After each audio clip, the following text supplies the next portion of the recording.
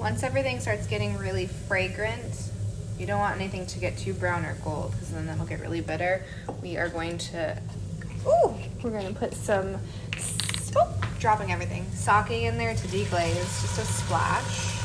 Thus it tastes delicious. And while there's still liquid in there, we're going to do a lot of miso, like that. That's probably about 1/4 cup. You could do more if you'd like, but I'm not going heavy on the miso, but at least that. And then it really needs to break down into the liquid, so you have to kind of like mush it into the liquid and melt it down.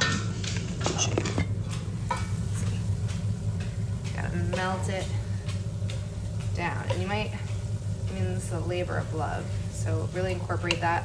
I'm actually gonna grab some chicken bone broth and help speed up the process. I'm gonna have to do part 3. So I'm gonna dump 2 bags of chicken bone broth into the pot.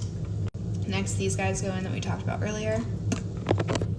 And just look at that broth.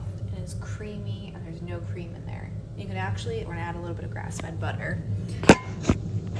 It's good for you, look it up. So we're just gonna do about a tablespoon. Boom. We have some water boiling for some fresh ramen noodles. They take 2 minutes to cook. At the very end, we're gonna top this with a little bit of sesame oil and really good shoyu, and I'll show you that in a second. I'm gonna do taste test.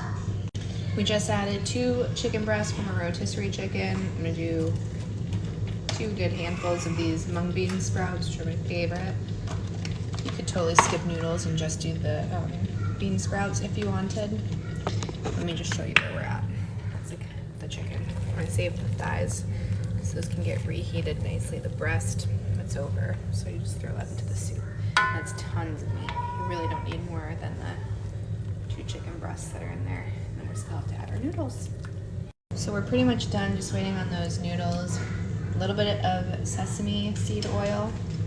Now that we're done cooking, I don't like to cook with it, but as a finishing oil, it's nice. Best soy sauce in the world. It is Mitsuboshi from one of Japan's oldest distilleries. I think it's like over 300 years old, straight from Japan. Definitely worth it. Don't want to cook this. This is a finishing shoyu, so just a nice drizzle. Once you turn that heat off, baby, do not cook it. Sacrilege. And then obviously some chili crunch at the end. Now you have an awesome soup. I'll show you before we run out of time. We're just gonna do this without the noodles because it honestly doesn't even need them. And I'm gonna add chili crunch once I get a bowl, but it was so good. Make this right now.